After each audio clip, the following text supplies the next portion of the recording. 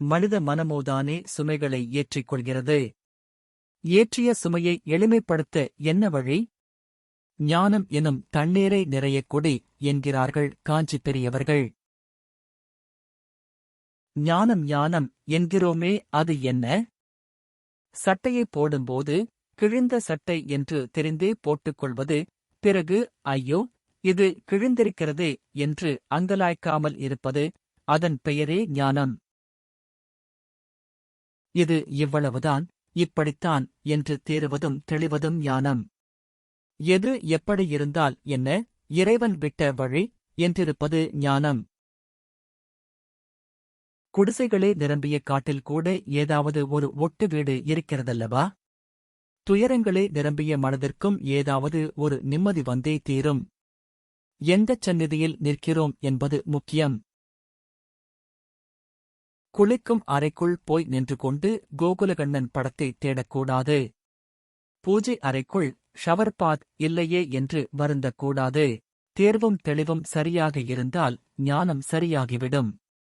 ஞானத் தண்ணீர் பெருகி ஓடினால் துன்ப மரங்கள் எளிமையாகிவிடும். மாட்டு இருப்பது விலங்குதான் என்று தெரிந்து கொண்டு நடக்க ஏன் முயல வேண்டும்?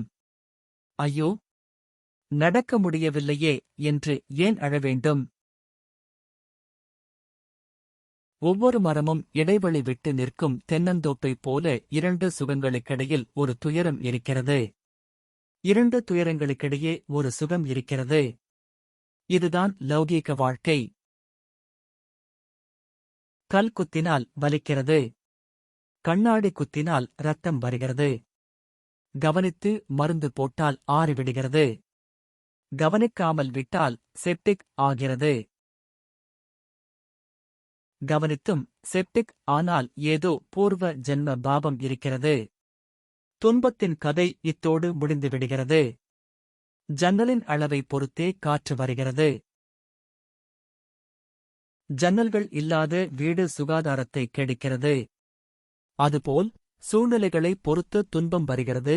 அந்தச் சூழ்நிலைகளை நீக்கிக் கொள்ளும் பொறுப்பு மனிதனுக்குத்தான் இருக்கிறது. நம்மையறியாமல் வருவது நாம் அறியாமலே தீர்க்கப்படுகிறது. நாம் அறிந்து வருவதை நாமே தீர்த்துவிட முடியும்.